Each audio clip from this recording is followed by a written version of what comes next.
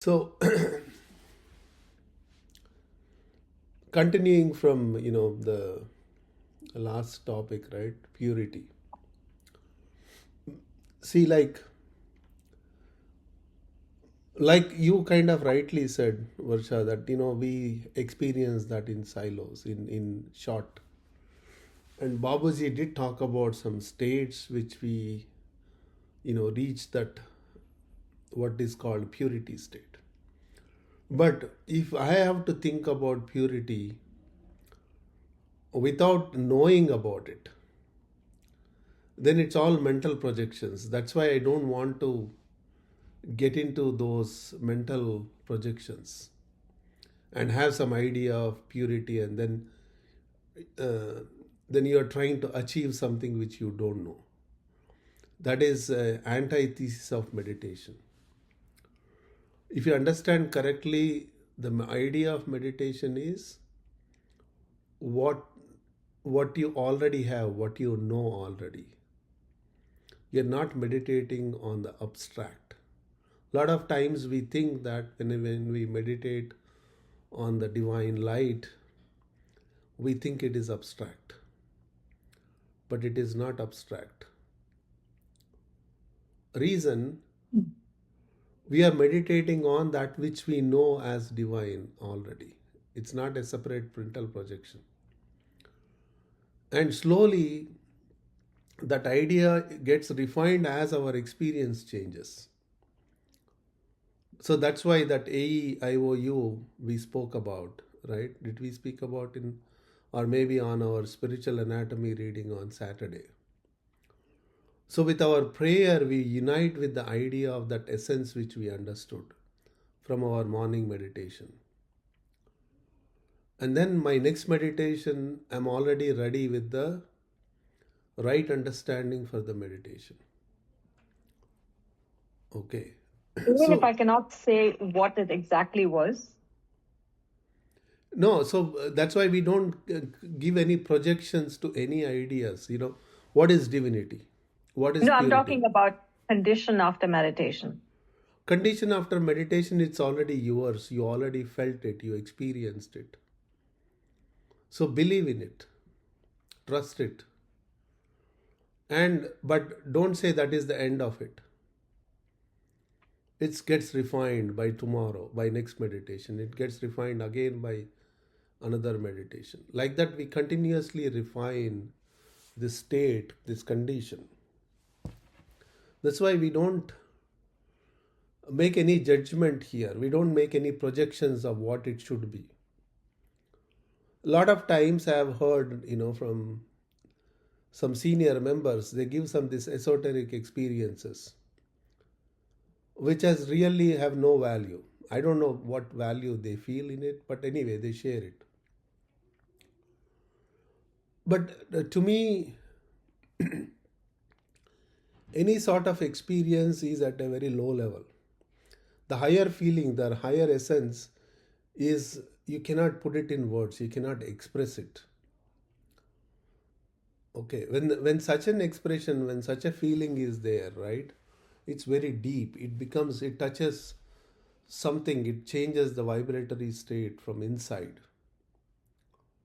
But other esoteric, ideas, projections, mental projections, Daji always said 98% of the experiences are mental projection. Either they are mental projections or they are taking place because some deeper cleaning is happening. Okay. So that's about it. Sometimes we also get some glimpse of some ideas, like what is love, what is purity, what is humility. Some words Mhm. kind of reveal to you the real meaning, the real essence of it reveals to you. You can call that as an experience, right? So things like that. But it kind of adds some value to your understanding. For example, in one of my meditations, I had this idea. Humility means first starts with you accepting yourself and then the accepting the entity before you. as is, without any judgment, without any prejudice, right? So, what I mean, typically, the major challenge with people, with humanity, is they form an identity of themselves. Whatever that identity is, identity of the gender, identity of uh, the body, the look, the the whatever you call it, the color of the skin, the national prejudices, other, see, so many identities, national identities, so many identities we form as we grow, and we try to protect those identities. And why spirituality is hard? Because when you go into meditation, it challenges your identity, because now it is showing something much finer, refined, more subtle, the inner being, which is the self, capital self. In front of that, all identities feel small. Mhm. Then we are sort of, there is a compulsiveness to let go all our identities which we already formed, to merge into that identity. So that is the difficult part about the spiritual path. Because that divine essence has no identities. So all identities merge into it, dissolve into it. Now, when I'm dissolving my identity, which I'm protecting very dearly, we have to let go. So that is the real non-attachment which spirituality speaks about. I let go my possessions and all, that is not non-attachment. I let go all my relations is not non-attachment. Truly letting go this identity is the Mhm. non-attachment. And that's what happens as we progress in this spiritual path, or any spiritual path for that matter. So going through the spiritual path is not forming a new identities again. Oh, I'm a meditator, I'm better than all the people around me. Then it's a identity again, you are forming another layer. So basically you are working against your meditation by doing that. So to me, meditation is is something we are trying to connect with the inner self. That's it. If I meditate for next 100 years, I don't become an expert in it. Somebody told me, oh, you're meditating for 25 years, you must be an expert in it. I said, how long have you been eating? Ever since we are born, are we experts in eating? Do we consider ourselves like that? No, right? So it's a meditation is a natural aspect of our inner soul, the inner mind. It's just that we are willfully practicing it so that its original nature comes out in ourselves. So we become natural with our inner being. Right now we have to put an effort. So as we lose these identities which we created, then we are not trying to protect anything. We are not putting this facade every time we see people, meet people, talk to people. We become so natural, so congenial, because I'm not projecting any negative ideas from me. I'm not putting anything which is not natural about me. So I'm being myself. So the more you become yourself, then you identify with that capital self, which is no identity. then you dissolve into this nature. You become one with everything you interact. See how much connection you make. See, when Alicia is talking about this mindful eating, this is mindful, we are mindful 24 by 7.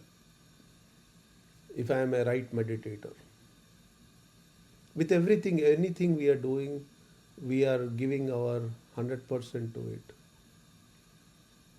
Mindfully, we are doing it with this inner essence as our Mhm. identity. So that's where the meditation is taking us. Okay, slowly, surely, right? So we just connect with this divine essence. We wait for it to become part of you, revealed to you. Revelation is nothing but something reveals to you means you become that. Correct? That's what revelation means. Revelation is not some new knowledge coming to you. It's basically two things are happening. One is I'm losing one layer of my identity, and then I'm sort of dissolving into that essence. When I dissolve into that essence, I feel I am that essence. So the definition of I, what I am, is changing, is moving towards that higher. And that's about it. We don't have to be we don't have to become anything special to do it. Everyone, anyone can do it on this earth. It's just that we are exposed to this kind of a practice and others are not. That's the only difference. But they are also, in some way or the form, recognizing this inner essence. Everyone knows about it.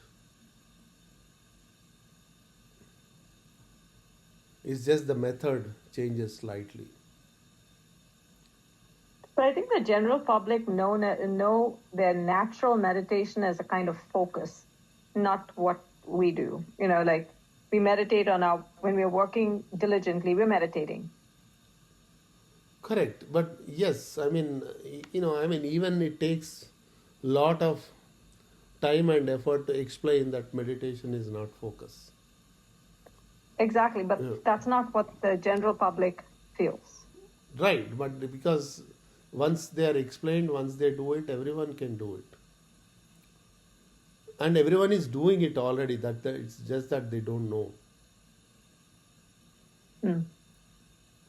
You're saying they don't have words for it. They don't have words for it. So this inner is always speaking to us. Through meditation, now we become the real listeners. What I should say. We're not only listeners. We are also the witness, and we are also the object of witness. So the I Hmm. is seeing the I. That's what meditation is.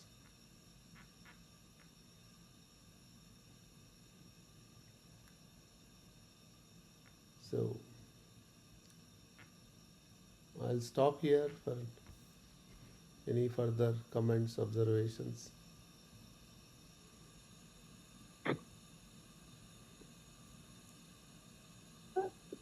Can you explain the meaning of word reverence? Reverence to what? It comes towards the meditation that sit with the heart filled with reverence. So, like humility, reverence, gratitude.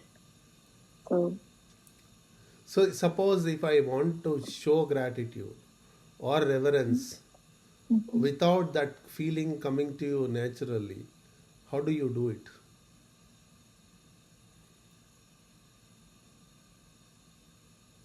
Right? I cannot show gratitude without feeling it. I cannot show reverence without feeling it.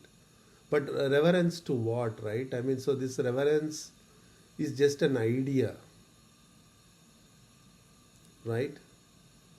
So, but when if it is something within me, it's already me, what reverence can I show to myself? This higher essence. When I want to become one with it, right? So the reverence, I mean, for example, right? I mean, we all know that our mothers have loved us so much, and we reciprocate in some or the other fashion. We are reciprocating because we know that feeling, but that reciprocation comes much later when we ourselves become the mothers. I mean, I cannot become a mother, but our parents, we know how much struggle our parents would have taken to bring us up, as we are going through the same struggle to bring our children up. Then our reverence to our parents starts. Not until then. So the reverence only comes as a reciprocation when we recognize its importance, and when we recognize its imperative to bring that into our life, then the reverence comes. Not just like I want to have reverence, it doesn't come like that. Okay. We are all told we must respect our parents, but as growing children, we never did that.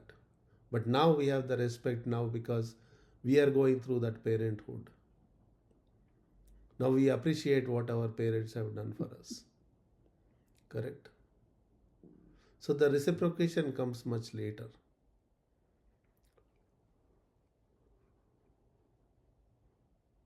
So that's why it's a very simple idea we sit with, that this divine essence is within me and I'm waiting for it to be revealed by itself.